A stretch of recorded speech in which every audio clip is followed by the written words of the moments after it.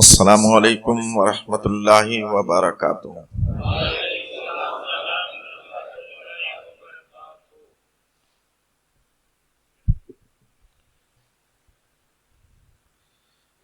نحمده ونصلي ونسلم على رسوله الكريم، اما بعد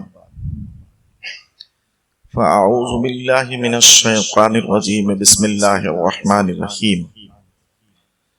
لقد من اللہ علی المؤمنین اذ بعث فیہم رسولا آمنت باللہ صدق اللہ العظیم وبلغنا رسولہ النبی الامین المتین الکریم ونحن علی ذلک لمن الشاہدین والشاکرین فالحمد للہ رب العالمین۔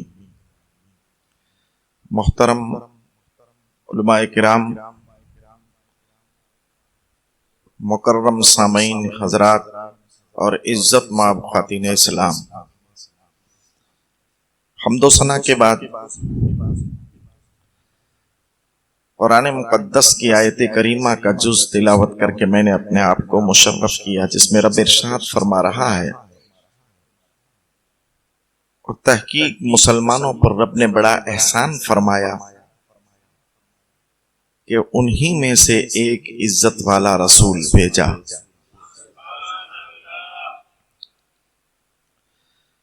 اس کے ماتحت کچھ عرض کرنے سے پہلے ہم سب مل کر آقا نامدار شہنشاہ ذی وقار، گلشن ہستی کی اولی فصل بہار، نائب پروردگار، حبیب کردگار، شفیع روز شمار، جناب احمد مجتبی محمد مصطفیٰ صلی اللہ تعالی علیہ وسلم کی بارگاہ رسالت میں اپنی محبت کا ثبوت دیتے ہوئے گنبد خضرا کی جانب لو لگا کر بلند آواز سے ہدیہ درود و سلام پیش فرمائیں اور پڑھیں، اللہم صلی وسلم مبارک علی سیدنا حبیبنا نبینا مولانا محمد معدن الجود والکرم والی واصحابی اجمعین۔ ایک مرتبہ اور درود شریف پڑھیں، صلی اللہ علی النبی الامی وآلہ صلی اللہ علیہ وسلم، صلاۃ و سلام علیک یا رسول اللہ، صلاۃ و سلام علیک یا حبیب اللہ صلی اللہ تعالی علیہ وسلم۔ کچھ عرض کرنے سے پہلے مختصر انداز میں دو تین اشعار ہدیہ نعت رسول پاک سماعت فرمائیں، پھر اس کے بعد آیت کریمہ کے ماتحت کچھ عرض و معروضات پیش کریں۔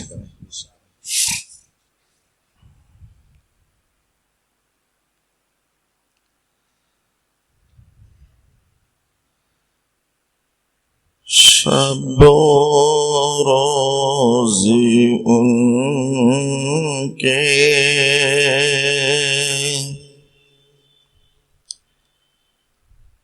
تصور میں رہنا، عبادت نہیں ہے تو پھر اور کیا ہے؟ شب و روز ان کے تصور میں رہنا، عبادت نہیں ہے تو پھر اور کیا ہے؟ ہر عاصی کی خاطر ستم ان کا سہنا، محبت نہیں ہے تو پھر اور کیا ہے؟ دین ان کی جو پل رہا ہے زمانہ، پوری دنیا جو کھا رہی ہے آقا کا خزانہ سے کھا رہی ہے، آپ کے در پاک سے مل رہا ہے دین ان کی جو پل رہا ہے زمانہ، جو فاقہ کشوں کو کھلاتا ہے کھانا. ان کے خزانے سے سب کھا رہے ہیں، سب کھا رہے ہیں. جو بھوک والے ہیں وہ بھی کھا رہے ہیں، غریب ہے وہ بھی مانگ رہے ہیں، بادشاہ ہے وہ بھی مانگ رہے ہیں. دنیا کا بادشاہ مانگ رہا ہے، آخرت کی بھیک مانگی جا رہی ہے، جنت مانگی جا رہی ہے، مالک جنت مانگا جا رہا ہے. سب کچھ مانگتے وہیں سے ہیں اور کوئی در ہی نہیں ہے. رب نے اسی لیے فرمایا وَأَمَّا السَّائِلَ فَلَا تَنْهَرْ. اے محبوب کسی سائل کو خالی نہ لوٹانا، کسی کو جھڑکنا مت. اس میں یہ نہیں فرمایا کہ دنیا کا سوالی آئے تو مت جھڑکنا، آخرت کا سوالی آئے تو مت جھڑکنا، بادشاہت کا سوالی آئے تو مت جھڑکنا، مال کا سوالی آئے تو مت جھڑکنا. کچھ نہیں، عام فرمایا محبوب کوئی کیسا بھی سوالی آئے مگر اس کو جھڑکنا نہیں، اس لیے کہ تم جھڑک دو گے تو وہ اور کہاں جائے گا. اس کی جائے پناہ تو صرف آپ کا ہی دربار ہے. اسی لیے فرماتے ہیں کہ ہے دین ان کی جو پل رہا ہے زمانہ. زمانہ پورا پل رہا ہے، دوست ہو یا دشمن، اپنا ہو یا پرایا، امیر ہو یا غریب، سرمایہ دار ہو یا فٹ پاتھ پر رہنے والا، بادشاہ ہو یا رعایا، سب کوئی اسی جگہ سے پل رہے ہیں اور سب کو بھیک وہیں سے ملتی ہے. وہ جو اس کے لائق ہوتی ہے وہ بھیک ملتی ہے.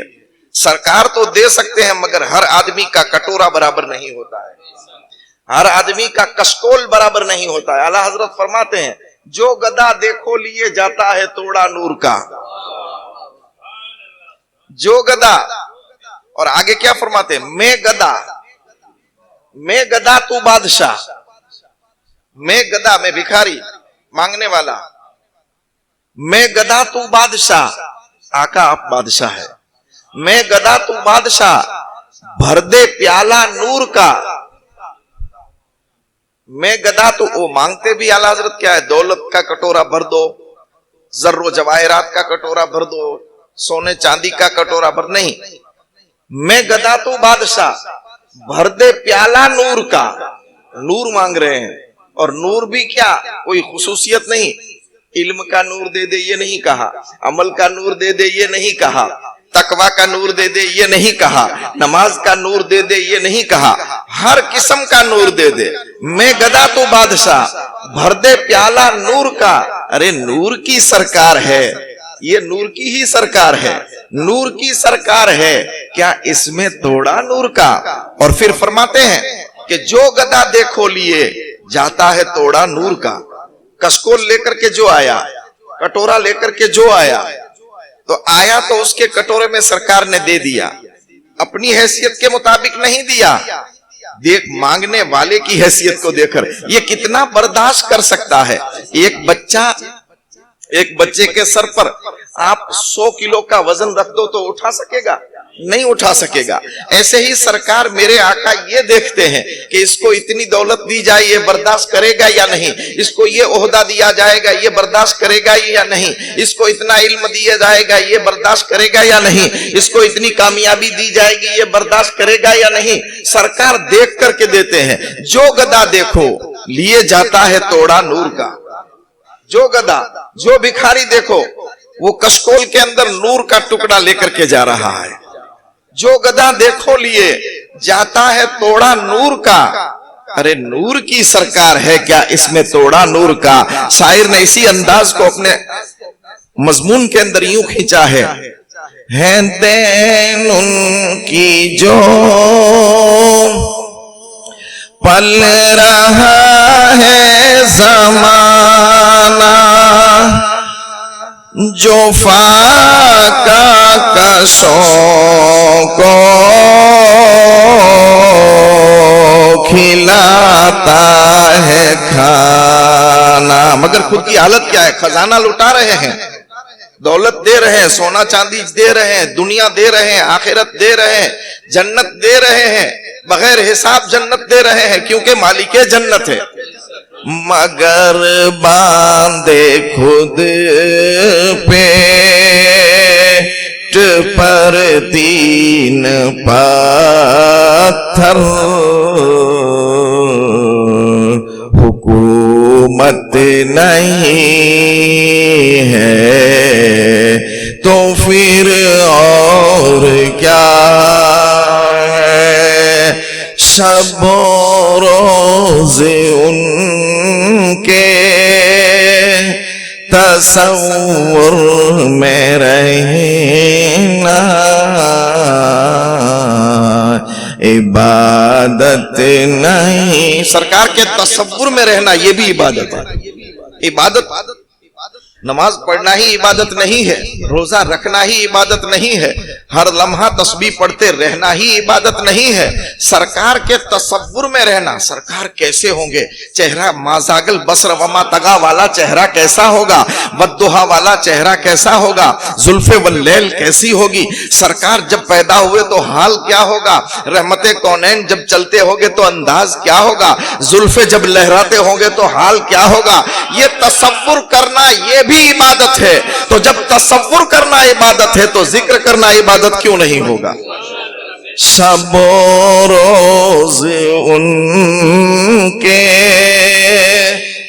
تصور میں رہنا عبادت نہیں ہے تو پھر اور کیا؟ یہ ہے دونوں عالم کے مختار اعلیٰ، دونوں عالم کے مختار اعلیٰ ہے، جس کو جو چاہے دے دے، کوئی پوچھنے والا نہیں۔ رب نے دے دیا محبوب، میں نے تو تم کو دے دیا، واللہ یؤتی وانا قاسم۔ حضور فرماتے کہ اللہ نے دے دیا ہے، میں بانٹ رہا ہوں، نہ وہاں خزانے میں کمی ہے، یہاں نہ ہاتھ بند ہے، ہاتھ بھی کھلے ہیں اور خزانے بھی بھرے ہیں، میں بانٹ رہا ہوں۔ یہ ہے یہ دین ان کی جو، یہ ہے دونوں عالم کے مختار اعلیٰ کہ کونین میں جن کا ہے بول بالا۔ اس وقت کا ماحول ہو یا حضرت آدم کا زمانہ ہو، حضرت خلیل کا دور ہو یا حضرت مسیح کا زمانہ ہو، ہر زمانے میں ان کا ہی بول بالا چل رہا ہے، ساری کائنات ان کے ہی گن گا رہی ہے۔ فرق اتنا ہے کہ وہ لوگ کہتے تھے کہ وہ آنے والے ہیں، فرق اتنا ہے کہ انبیاء اپنی امتوں سے کہتے تھے کہ وہ آنے والے ہیں، اور ہم یہ کہتے ہیں کہ وہ آ گئے ہیں۔ فرق اتنا ہی ہے، باقی بول بالا تو انہی کا چل رہا ہے، کیونکہ رب نے فرما دیا کہ میرے محبوب کا جو ذکر کرے گا اس نے میرا ذکر کیا، جو میرے محبوب کی تعریف کرے گا اس نے میری تعریف کی، جس نے میرے محبوب کے حکم کی فرما برداری کی اس نے میری حکم کی فرما برداری کی، اور جس نے میرے محبوب کی نافرمانی کی اس نے میری نافرمانی کی۔ یہ ہے دونوں عالم کے مختار اعلیٰ کہ کونین میں جن کا ہے بول بالا۔ کونین میں ان کا ہی بول بالا ہے، مگر خود کا حال کیا ہے؟ دنیا میں ان کا بول بالا ہے مگر ان کا خود کا حال کیا ہے؟ مگر ہے بچھونے میں ٹوٹی چٹائی، مگر ہے بچھونے۔ ارے ٹوٹی چٹائی پر بیٹھ کر کے جو بادشاہت کرے وہ بادشاہ کہا جائے گا، یا یہ سیاہسن والی کرسیوں پر بیٹھ جاتے ہیں، 3 سال کے بعد کرسیاں ہلنے لگتی ہے، اور جب 4تھا سال آتا ہے تو ڈاما ڈول ہو جاتا ہے، اور 5ویں سال تو کرسی بھی چلی جاتی ہے اور کرسی کا مالک بھی چلا جاتا ہے۔ کیا اس حکومت کے اندر رکھا ہے؟ آؤ اس نبی سے اپنی بادشاہت مانگو۔ غوث اعظم نے وہاں سے بادشاہت مانگی، غریب نواز نے وہاں سے بادشاہت مانگی، مخدوم اشرف نے وہاں سے بادشاہت مانگی، कबीर उल औलिया ने वहां से बादशाहत मांगी, जब वहां से मांगी तो फिर कैसी मिली बादशाहत? तमाम वलियों के सरदार गौसे आजम है। हिंदुस्तान में गरीब नवाज शहनशाह है, हिंदुस्तान गरीब नवाज है। 5 साल में कोई बदल रहा है, कोई 2 साल में बदल रहा है, मेरा ख्वाजा 800 साल से हुकूमत कर रहा है। अरे नबी जब किसी को हुकूमत देते हैं तो फिर वो कुर्सी बदलती नहीं है, लोग बदल जाते हैं मगर कुर्सी वाला वही रहता है और हुकूमत उन्हीं की चलती है। आज कहते हैं कि ये हुकूमत कर रहे हैं, वो हुकूमत कर रहे हैं, वो हुकूमत कर रहे हैं, कोई नहीं, हुकूमत मेरा ख्वाजा कर रहा है। मुस्तफा ने उन्हें शहंशाह बना दिया है। इसीलिए फरमाते हैं ये है दोनों आलम के मुख्तार आला के कौनैन में जिन का है बोल बाला मगर है बिछोने में टूटी चटाई। हम उम्मतियों को भी सबक दिया है कि मैं इतना बड़ा रब ने मुझे मालिक बादशाह बना दिया है, फिर भी मैं टूटी चटाई पर बैठता हूं, मेरे साथ गुलाम बैठते हैं। मैंने तो हदीसों के अंदर देखा है, उलमा जानते हैं, मैंने देखा है हदीस के अंदर कि सरवरे कायनात की बारगाह में जब कोई दीवाना आता था, सरकार फरमाते और नजदीक आ, और नजदीक। दुनिया के बादशाह दूर भगाते हैं, अरे दूर रहो, दूर रहो, 5 फुट दूर रहो।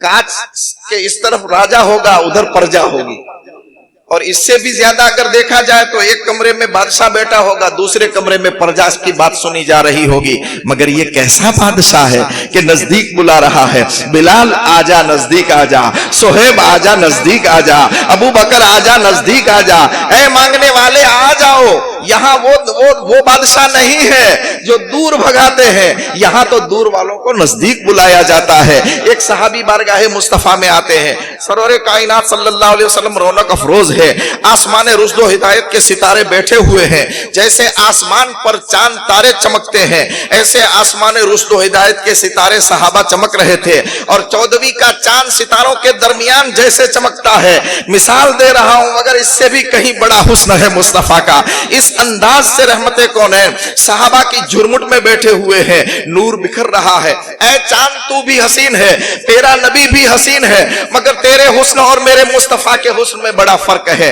तू कभी आधा चमकता है, कभी पा चमकता है, कभी 1 इंच चमकता है, कभी 2 इंच चमकता है। मेरा मुस्तफा जब से चमका है, जबीने आदम पे चमका तो पूरा चमका, खलील की जमीन पेशानी पर चमका तो पूरा चमका, किश्तिए नूह में चमका तो पूरा चमका, हजरत ईसा की पेशानी में चमका तो पूरा चमका, और हजरत अब्दुल्ला की पेशानी में चमका तो पूरा चमका, अपने जाहिरी जमाने में चमका तो पूरा चमका, और आज भी चमक रहा है तो पूरा चमक रहा है। और महशर में हर सितारे की रोशनी गुम होगी, मगर मुस्तफा हमारे जो चांद है उसकी चांदनी वहां भी जाहिर होगी और पूरे चमक रहे होंगे। इसीलिए शायर ने कहा है ये है दोनों आलम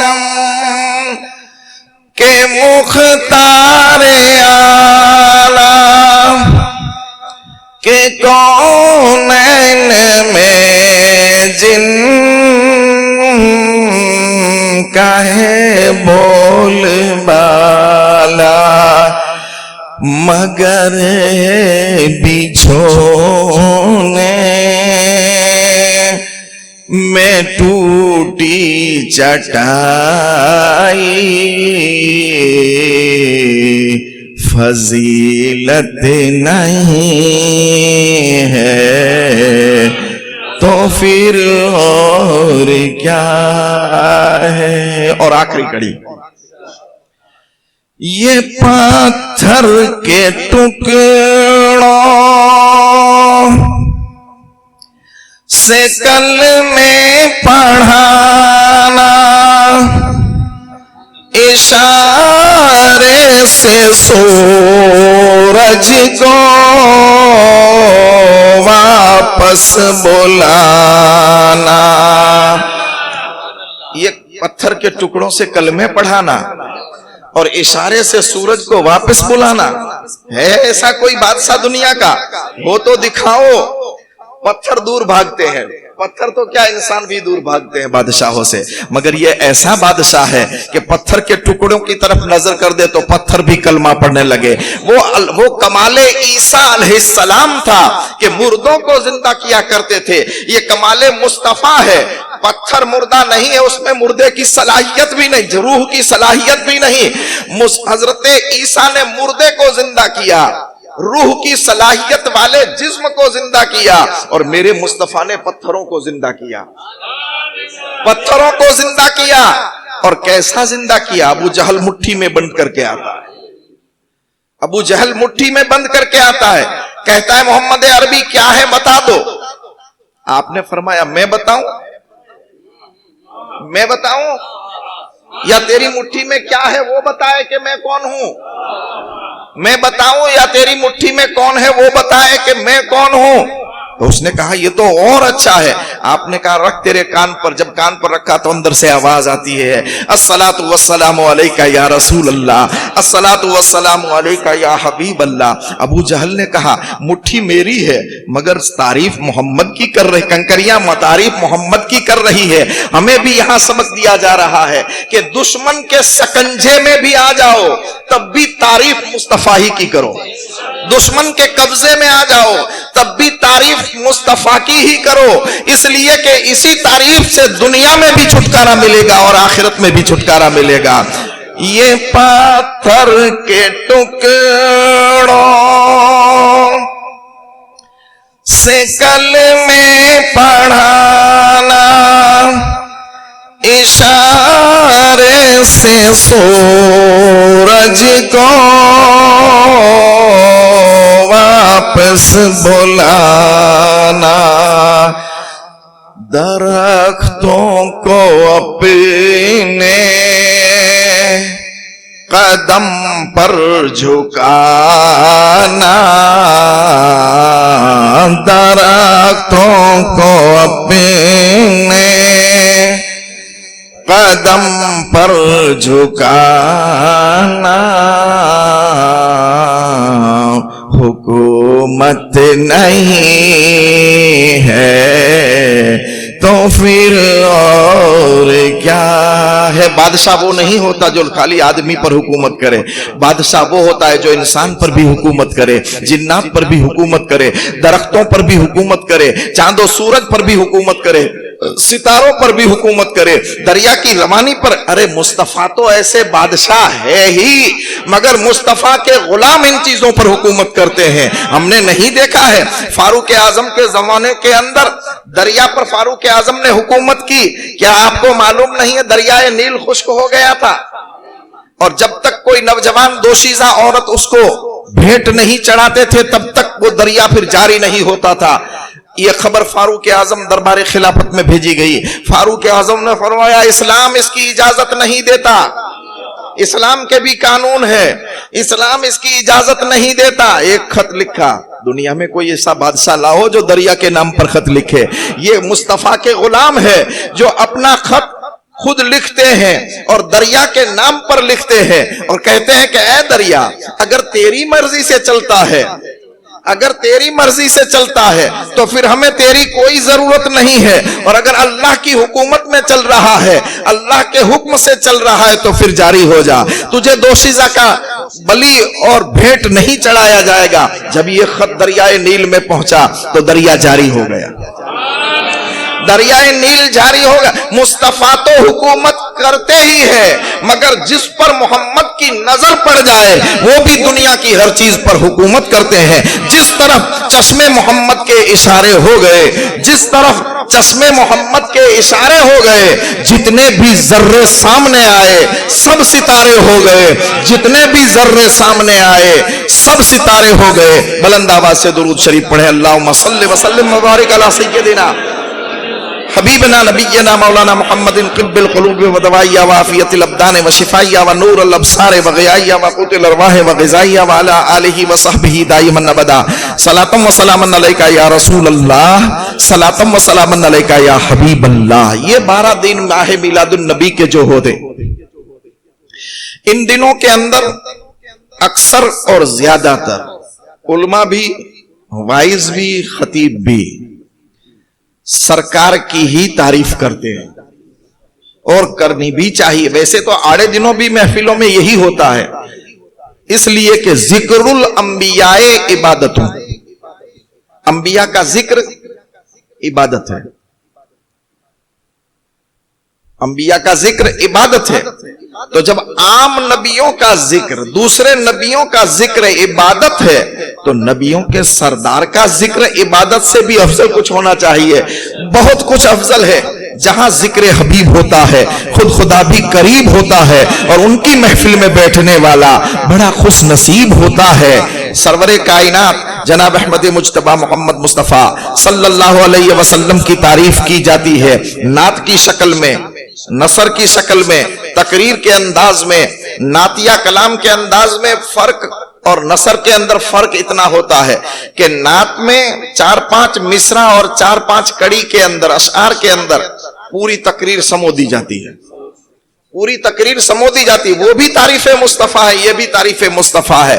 اس کے اندر پوری سرکار کی تعریف سمو دی جاتی ہے، اور تقریر کے اندر 1 گھنٹہ پونا گھنٹہ سمجھایا جاتا ہے. تو نعت شریف جو سرکار کی ہے وہ بھی بہترین عبادت ہے، اور تقریر جو ہے وہ بھی بہترین عبادت ہے. ذکر الانبیاء عبادت، ہم یہاں عبادت کرنے بیٹھے ہیں. اور سرکار کیا فرماتے؟ اذا مررتم بریاض الجنہ فرتعوا، جب تم جنت کے باغوں میں سے گزرو تو میوے کھا لیا کرو، عبادت کر لیا کرو. ہم جنت میں بیٹھے ہوئے ہیں، جہاں ذکر حبیب ہوتا ہے وہ حصہ جنت بن جاتا ہے. پہلے تو ہمارے اسلاف بڑے سمجھدار تھے، ہمارے بڑے بوڑھے بڑے سمجھدار تھے کہ سال میں 1 مرتبہ اپنے گھر کو جنت بناتے تھے، اپنے گھر کو کچھ وقت کے لیے جنت بناتے تھے.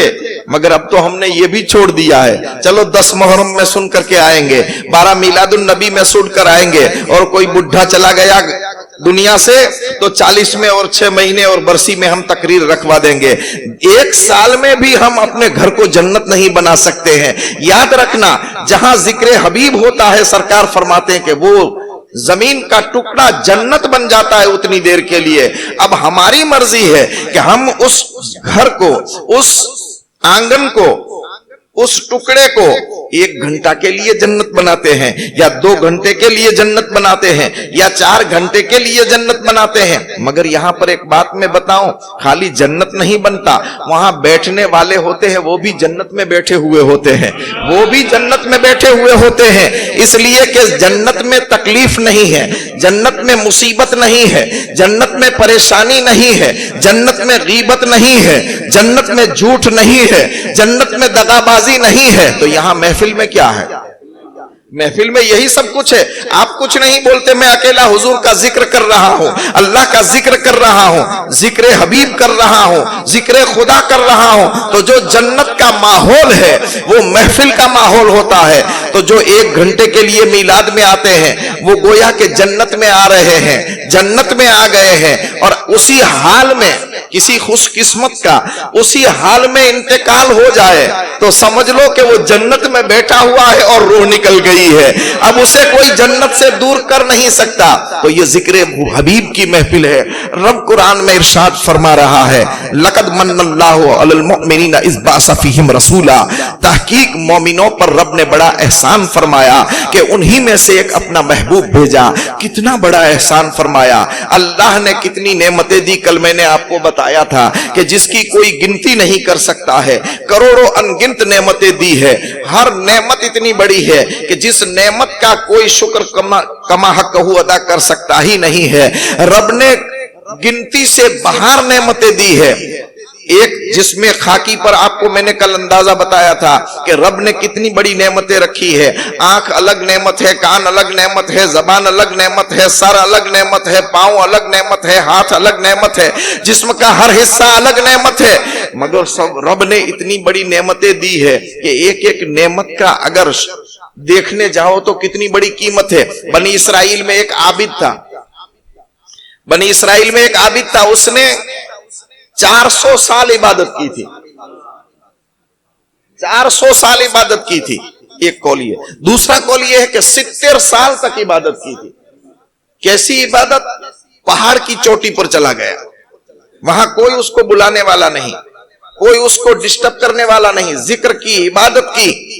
اور جب آخری وقت آیا تو بارگاہ خداوندی میں عرض کی, میرے مولا میری روح سجدے کی حالت میں قبض کروانا, میری روح سجدے کی حالت میں قبض کروانا, تاکہ قیامت تک میرا جسم سجدے کی حالت میں رہے, میرا جسم سجدے کی حالت. اتنی بڑی عبادت کرنے والا, اتنی بڑی ریاضت کرنے والا.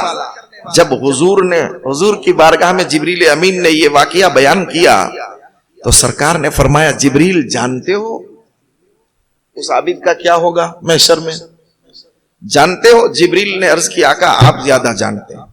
جبریل بھی اقرار کرتے ہیں کہ حضور زیادہ جانتے ہیں, اور کچھ لوگ کہتے ہیں کہ نہیں جبریل سکھانے آتے ہیں. اگر جبریل سکھاتے ہیں تو قرآن کی آیت نازل ہوئی کاف. سرکار نے فرمایا میں سمجھ گیا. ہاں سرکار نے فرمایا میں سمجھ گیا. یا سرکار نے فرمایا میں سمجھ گیا.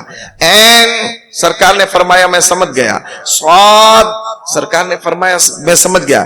جبریل نے عرض کی, آقا لانے والا جبریل نہیں سمجھ سکا, آپ سمجھ گئے؟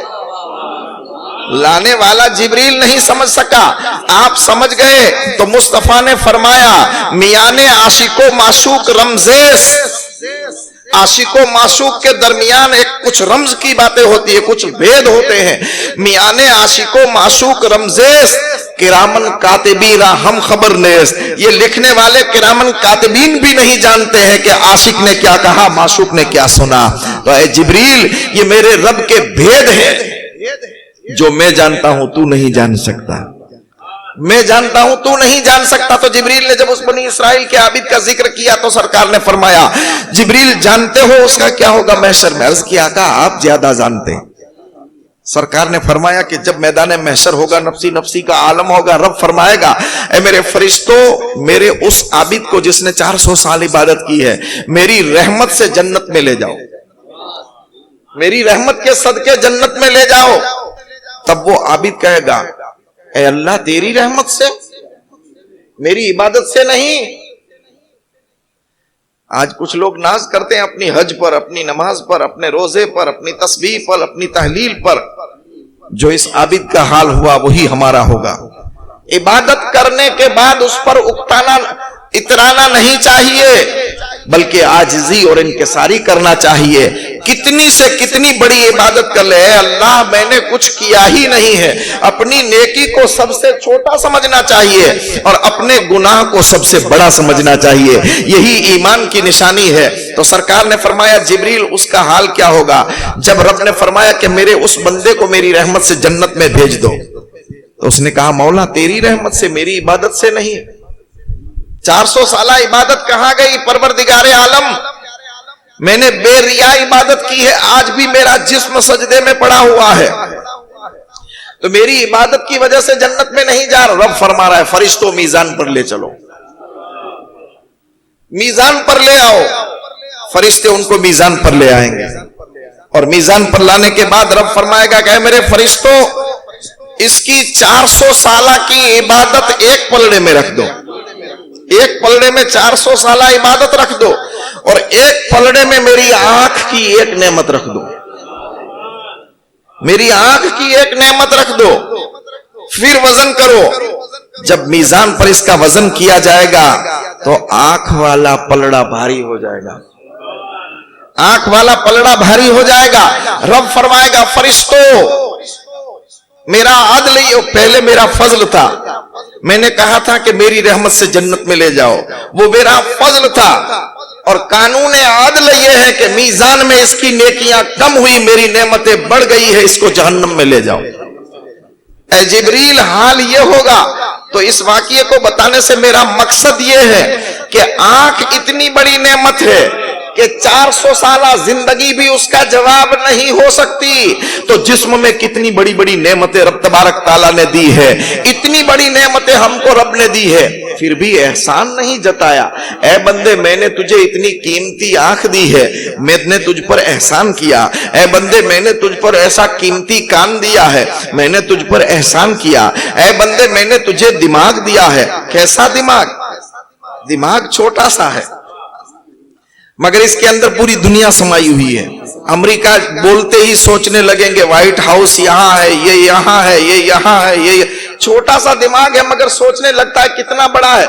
ایسا کمپیوٹر بھی کام نہیں کر سکتا ہے.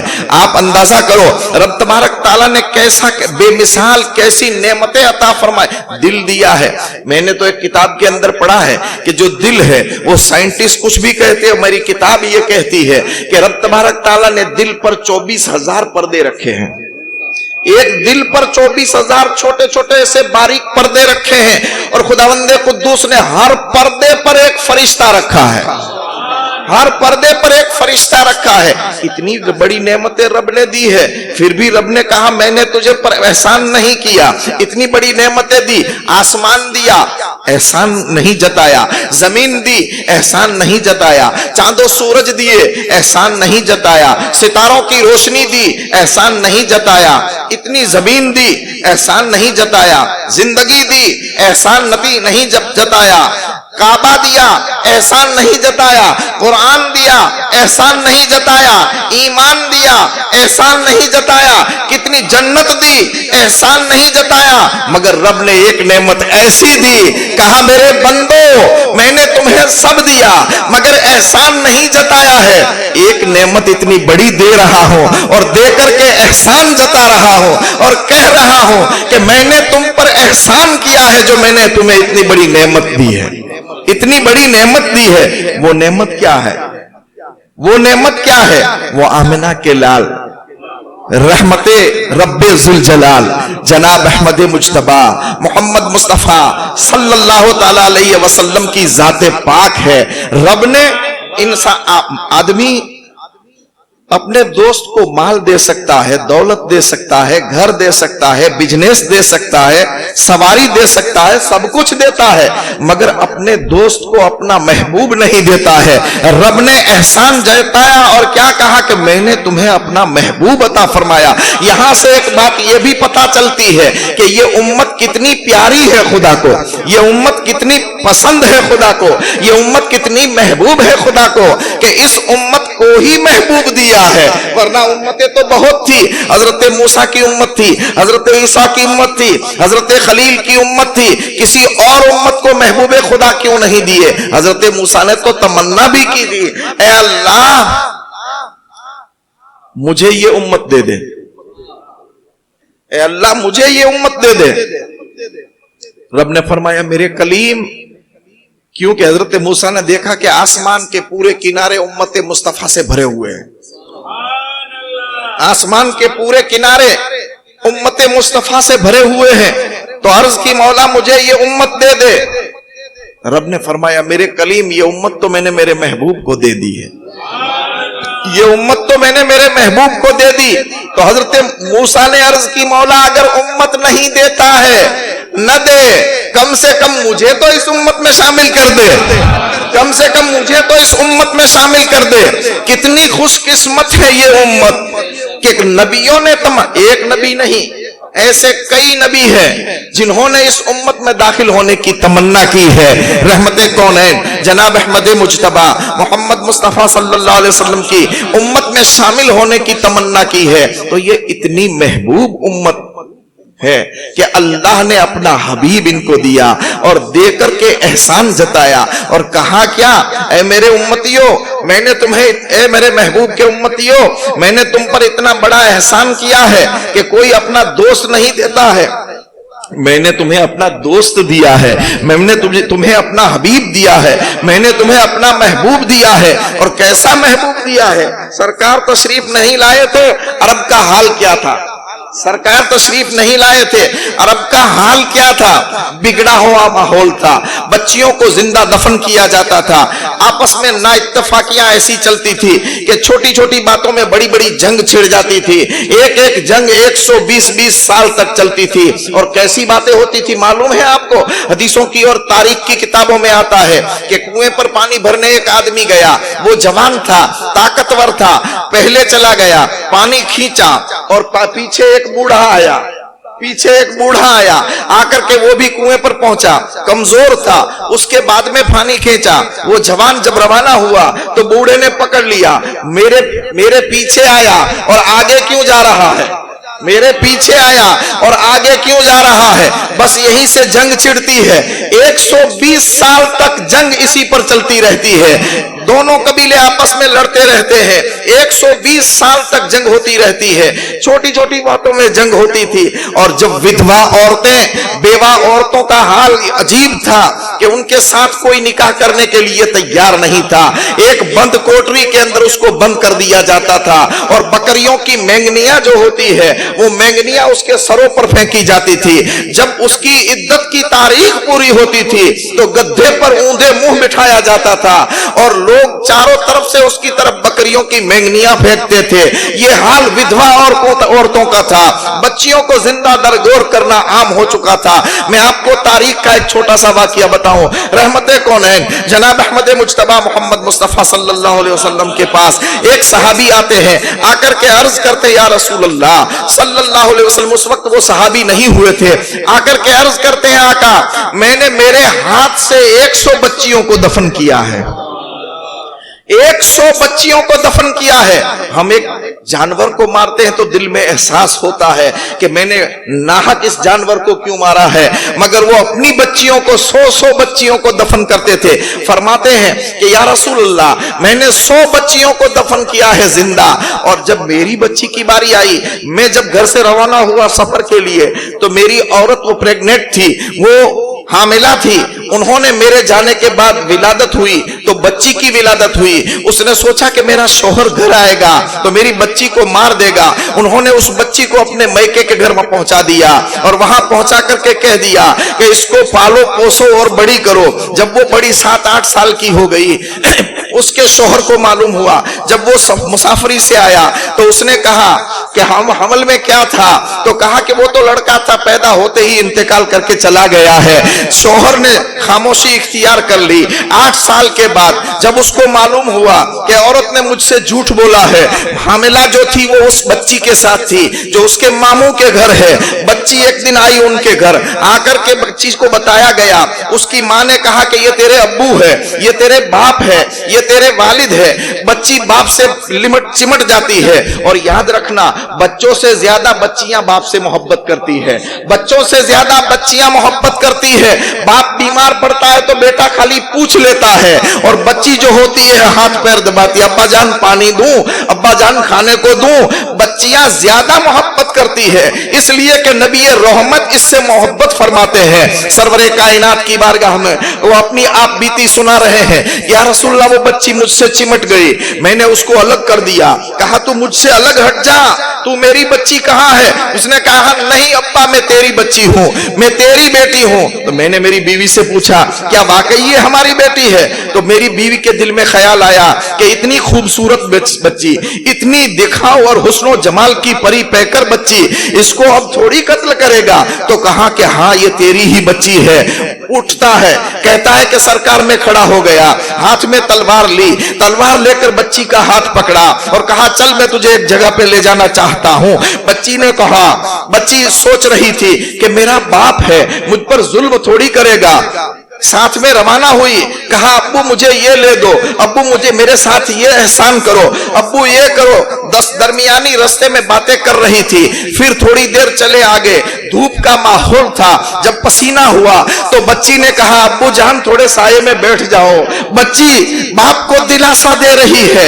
एक बाप है कि संग दिल बन के बच्ची को दफन करने के लिए जा रहा है। बच्ची का हाथ पकड़ा हुआ है, जंगल के अंदर पहुंचता है, एक खड्डा खोदता है। खड्डा खोदने के बाद बच्ची को उसमें रखा।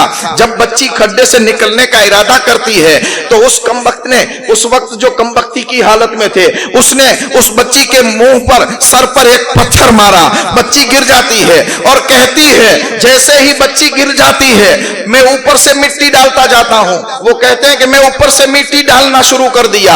जब तक मुंह नहीं दबा था तब तक वो अब्बू अब्बू कह रही थी, और जब मुंह दबने लगा तो उसने आसमान की तरफ की और कहा, ऐ परवरदिगार आलम, कब तू तेरे रहमतुल्लिल आलमीन को भेजेगा? क्या अब भी जुल्म की हद नहीं हुई है? उन बच्ची की आवाज मेरे कान में सरकार अब भी सुनाई दे रही है। रहमते कौनैन ने जब ये वाकया सुना तो आपकी आंखों के अंदर सावन भादों की तरह आंसू बरस रहे थे। सरकार ने पूछा कि तुझे कुछ ख्याल नहीं आया? तूने तेरी बच्ची को जिंदा दरगोर कर दिया जो तुझसे कितना प्यार करती थी। अर्ज किया का वो जाहिलियत का दौर था, मगर सरकार में इस वक्त अर्ज ये करना चाहता हूं कि मैंने जो ये गुनाह किए हैं ये मेरे गुनाह माफ हो सकते हैं, मेरे गुनाह माफ हो सकते हैं। तो रहमते कौनैन ने फरमाया, मेरे पास आने वाले, अगर तू सवाल करता है कि मेरे गुनाह माफ हो सकते हैं, कलमा पढ़ ले, ला इलाहा इल्लल्लाह मुहम्मदुर रसूलुल्लाह। एक मर्तबा तू कलमा पढ़ लेगा तो अल्लाह तेरी साबिका जिंदगी के तमाम गुनाहों को माफ कर देगा। ये तमाम गुनाहों को माफ सिर्फ एक कलमे की वजह से रब कर रहा है। आज हम भी कलमा पढ़ते हैं, आज हम भी वही कलमा पढ़ते हैं। कहने का मकसद ये कि इतना जाहिलाना दौर था, सरकार से पहले का दौर इतना जाहिलाना था। रहमते कौनैन सल्लल्लाहु अलैहि वसल्लम फरमाते हैं कि मैंने बारगाहे खुदाबंदी में अर्ज की, मौला इसने 100 बच्चियों को जिंदा दफन किया है, अब ये कलमा पढ़ ले तो इनके गुनाह तो माफ हो जाएंगे। सरवरे कायनात ने फरमाया कि तेरे गुनाह माफ हो जाएंगे। उसने बुलंद आवाज से पुकारा, ला इलाहा इल्लल्लाह मुहम्मदुर रसूलुल्लाह। कलमा पढ़ा और कलमा पढ़ने के बाद फिर रो रहा है, आका अगर इस 100 बच्चियों के दफन करने में आप हुक्म दे कि मुझे कत्ल किया जाए तो मुझे मंजूर है, मेरे जिस्म के टुकड़े कर दिए जाए तो मुझे मंजूर है, मेरे साथ इस्लाम जो सुलूक का हुक्म दे मुझे मंजूर है, मगर आका मेरे गुनाह माफ हो जाने चाहिए। रहमतुल्लिल आलमीन ने हंस के फरमाया, टुकड़े करने की जरूरत नहीं है, तलवार चलाने की जरूरत नहीं है, जबान से कलमा पढ़ ले, दिल से इकरार करके मोहब्बत के साथ इकरार कर ले। एक मर्तबा कलमा पढ़ लेगा, तेरे 100 साल के कुफ्र के गुनाह रब तबारक ताला माफ फरमा देगा। अगर एक काफिर एक मर्तबा कलमा पढ़े, इशारे की बात, आपको एक नुक्ते की बात बता दूं, एक काफिर एक मर्तबा मोहब्बत से कलमा पढ़ ले, 100 साल के गुनाह माफ हो सकते हैं। तो आज हुजूर का उम्मती अगर सच्चे दिल से हुजूर का कलमा पढ़ ले, हर वक्त तजदीद ईमान करता रहे, जब जब मौका मिले कलमा पढ़ता रहे, तो क्या गुनाह माफ नहीं हो सकते हैं? यकीनन माफ हो सकते हैं, मगर वो दिल चाहिए, वो मानना चाहिए, वो इकरार चाहिए, वो तस्दीकुम बिल कल्ब इकरारुम बिल लिसाने और तस्दीकुम बिल कल्ब होना चाहिए। 100 साल के गुनाह रब ने माफ फरमा दिए। ऐसे जाहिलाना माहौल था सरकार की आमद से पहले, कोई किसी का पुरसाने हाल नहीं था, बाप बेटे से दूर था, बेटा बाप से दूर था, रिश्तेदार रिश्तेदार से दूर था। ऐसी संगीन लड़ाइयां होती थी। इस जाहिलाना, इस अंधेरे वाले दौर के अंदर लोग पुकार पुकार करके बारगाहे खुदाबंदी में अर्ज कर रहे थे, मौला कब तेरी रहमत को भेजेगा? तो रहमत को जोश आ गया, रहमते खुदाबंदी को जोश आ गया और अपने महबूब को 12 रबीउल अव्वल की उस रात को सुबह सादिक के वक्त इस खाकदाने गीती के अंदर भेजा और भेजकर दुनिया वालों को कहा कि जिस रहमत के लिए सवाल करते थे वो रहमत का फूल मैंने तुम्हें 12 रबीउल अव्वल की रात को दे दिया है। अल्लाह ताला की बारगाह में दुआ करें कि खुदावंदे कुद्दूस हमें बुजुर्गान दीन के नक्शे कदम पर चलने की नेक तौफीक अता फरमाए। इंशाअल्लाह कल आगे बयान किया जाएगा कि کہ پھر کیا ہوتا ہے، کیونکہ یہ ماحول ہی ایسا ہوتا تھا وہاں اس وقت، ماحول ہی ایسا ہوتا تھا کہ آدمی سننے کے لیے بے قرار رہتا ہے کہ کیسا ماحول ہوگا۔ نبی رحمت تشریف لائے، اندھیرے کا دور تھا، ظلمت کا دور تھا، چاروں طرف جہالت عام تھی، علم کا کہیں نام و نشان نہیں تھا، مگر سرکار نے آ کر علم کے چراغ جلائے ہیں، عدل و انصاف کے فریرے لہرائے ہیں، سرکار نے سخاوت کے دریا بہائے ہیں، مصطفیٰ جان رحمت نے حلم و بردباری کا وہ اخلاق پیش کیا ہے کہ آج دنیا دیکھ کر کے دنگ رہ جاتی ہے اور کہتی ہے کہ خدا نے ایک محمد میں دے دیا سب کچھ، کریم کا کرم بے حساب کیا کہنا۔ اللہ تعالی ہمیں عقل سلیم عطا فرمائے۔ میں سو جاؤں یا مصطفیٰ کہتے کہتے، کھلے آنکھ صلی علی کہتے کہتے، تمنا ہے الہی موت یوں آئے مدینے میں، نظر کے سامنے خیر الورا کا آستانہ ہو، دکھا دے یا الہی وہ مدینہ کیسی بستی ہے جہاں پر رات دن مولا تیری رحمت برستی ہے۔ وما علینا الا البلاغ، وآخر دعوانا الحمدللہ رب العالمین۔ السلام علیکم، کھڑے ہو جائیے۔